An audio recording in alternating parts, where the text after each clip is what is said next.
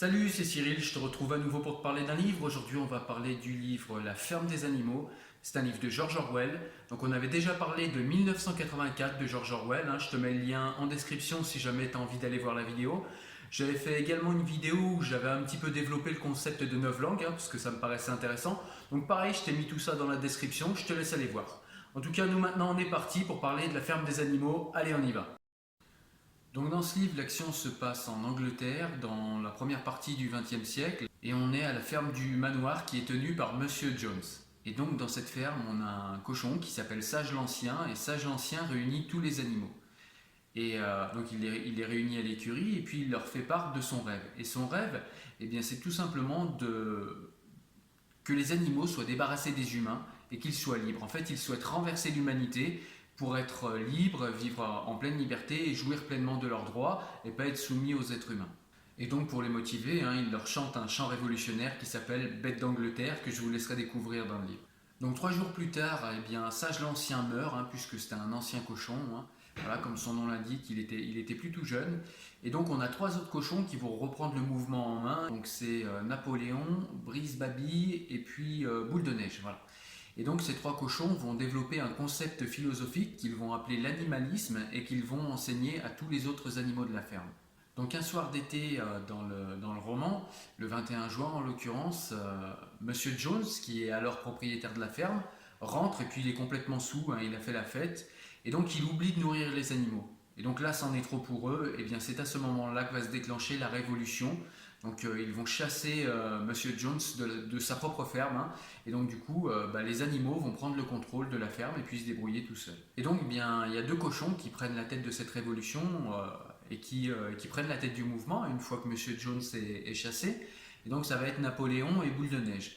Et Napoléon et Boule de Neige, souvent ils sont pas d'accord en fait, hein. Boule de Neige est plutôt dans, voilà, il souhaite éduquer le peuple, donc éduquer les animaux, il souhaite leur apprendre à lire pour qu'ils puissent s'approprier le concept philosophique d'animalisme, pour qu'ils puissent le comprendre et éventuellement le faire fleurir. Et puis on a Napoléon qui lui voilà, ne veut pas du tout les faire évoluer. Donc dans le roman, à un moment, Monsieur Jones va essayer de reprendre la ferme avec quelques propriétaires de fermes alentours, hein. Ils vont essayer de se lier les uns aux autres contre les animaux, mais les animaux vont remporter la bataille, ce qu'ils vont nommer eux la bataille de l'étable. Et donc voilà, ils vont décorer les 2 héros de cette bataille.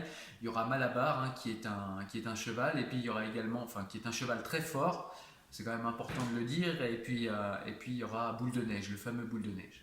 Donc avec les nouvelles règles, eh bien, les animaux, au lieu de travailler pour les êtres humains, eh bien, officiellement ils travaillent pour eux-mêmes. Donc ils mettent beaucoup plus d'enthousiasme au travail, hein, puisque là ils travaillent pour eux-mêmes.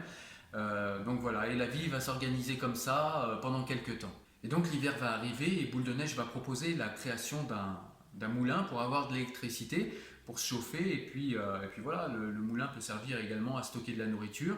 Donc voilà, Boule de Neige va proposer ça, et puis que toutes les décisions seront prises par un comité de cochons et que lui-même est le chef de ce comité de cochons.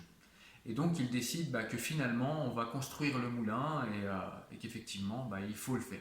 Donc ce qui est important de dire à ce niveau-là du livre également, c'est que bien pendant la Révolution, ils ont mis en fait un espèce de, voilà, quelques commandements forts que les animaux appliqueront en fait dès qu'ils auront chassé les humains. Donc je vous les lis parce que je ne les connais pas par cœur. Donc on a tout 2 pattes est un ennemi, tout 4 pattes ou volatile un ami, nul animal ne portera de vêtements, nul animal ne dormira dans un lit, nul animal ne boira de l'alcool, nul animal ne tuera un autre animal, tous les animaux sont égaux. Donc c'était un petit peu des principes qui étaient contre ce qu'ils vivaient avant avec les êtres humains, qui eux tuaient des animaux, qui eux voilà, dormaient dans des lits, marchaient sur 2 pattes, buvaient de l'alcool, etc. Et donc il décide que tout simplement ces principes-là forment les commandements principaux de l'animalisme, hein, qui est la philosophie qui a permis le retournement, le renversement plutôt devrais-je dire, du fermier. Voilà, et donc bien écoutez, le travail continue comme ça, et voilà, chacun respecte l'animalisme au moins au départ. Mais après, ils ont quelques difficultés matérielles, les récoltes ne sont pas à la hauteur de ce qu'ils pensaient, de ce qu'ils croyaient, et puis comme ils ne sont pas habitués à s'organiser tout seuls, ils s'organisent mal au départ. Et donc du coup, Napoléon, qui est désormais le chef, décide d'avoir des relations commerciales avec les autres fermes des alentours, bien que ce soit encore des fermes tenues par des humains. Donc il engage un des fermiers pour faire l'intermédiaire entre lui et les autres fermiers.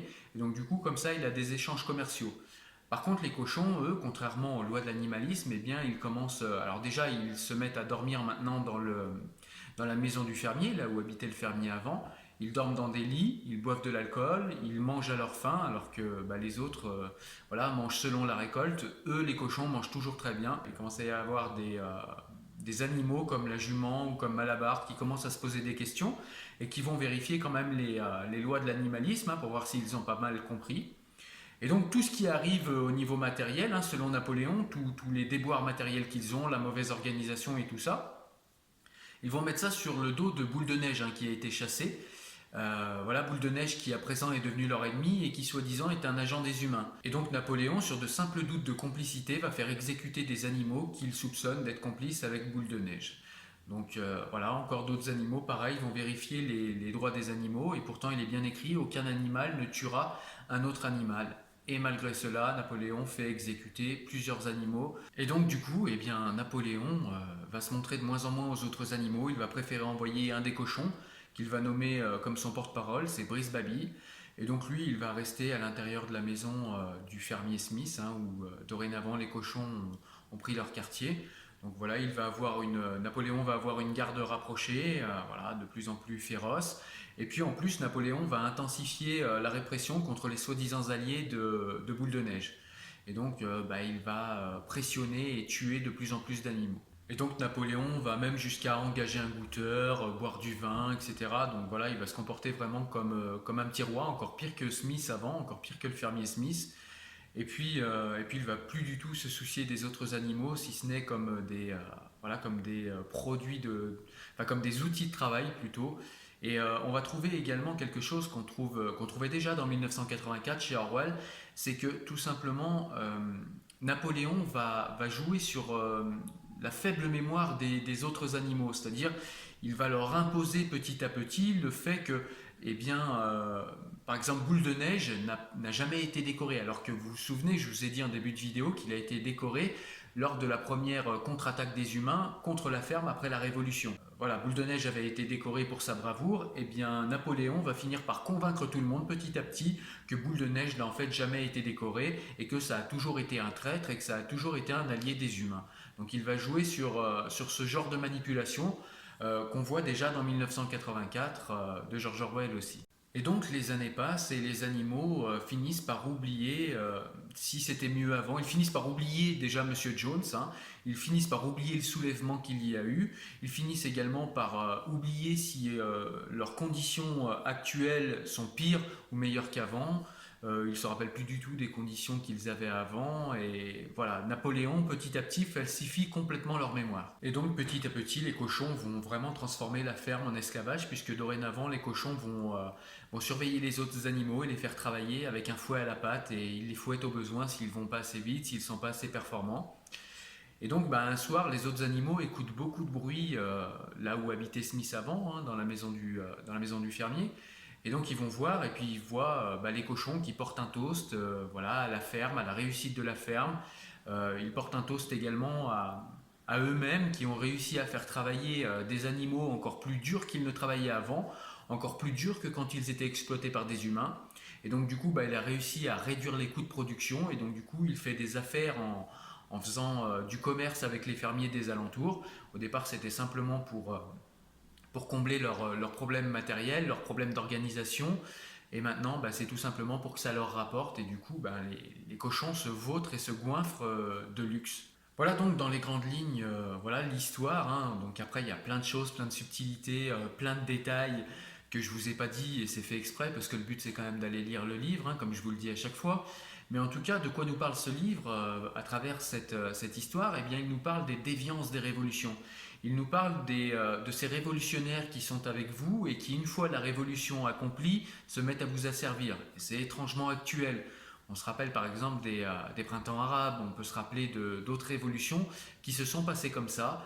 Et voilà, ce livre, moi personnellement, m'a fait comprendre que quand on veut initier une révolution avec quelqu'un, si toutefois on a besoin ou envie d'initier une révolution, il faut faire attention avec qui on initie cette révolution.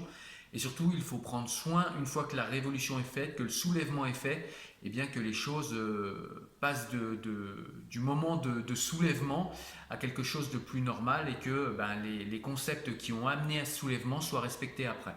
Et on voit que on peut vite passer, si on ne fait pas attention lors d'un soulèvement, eh bien d'une condition qui était inacceptable à une condition qui est bien plus inacceptable encore, alors que au départ on a fait une révolution tout simplement pour gagner plus de droits et pour avoir une vie meilleure. Voilà, comme tu l'as compris, j'ai beaucoup aimé ce livre. Alors pour moi c'est vraiment un livre majeur, au moins aussi majeur que 1984. La ferme des animaux, quand on écoute le titre comme ça sonne un petit peu comme voilà, une petite fable de La Fontaine ou voilà, un petit conte pour enfants ou quelque chose comme ça. Et c'est vrai que il y a un peu de ça si on lit sur un premier niveau, mais si on va vraiment dans le détail du livre et qu'on lit avec un peu plus de profondeur, eh bien on a ce que je vous ai dit tout à l'heure, c'est-à-dire un livre qui vous parle des dérives des révolutions. Voilà, écoute, je te rejoignais aujourd'hui pour te parler rapidement de ce livre que j'ai lu il y a quelques années, mais qui est vraiment un livre majeur, il faut l'avoir lu. Donc je te conseille de lire très très rapidement. Voilà, quant à moi, je te dis comme d'habitude, un petit pouce bleu si tu as aimé. N'hésite pas également à t'abonner à la chaîne si c'est pas fait, et puis à appuyer sur la petite cloche qui va bien pour être notifié de mes prochaines vidéos. N'hésite pas également à aller me voir sur mon profil Tipeee, tu verras, il y a plein d'infos exclusives, et puis si tu as envie de me payer un petit café pour le travail que je fournis, ce sera avec plaisir. En tout cas, moi je te dis à très bientôt pour un nouveau livre. À ciao ciao.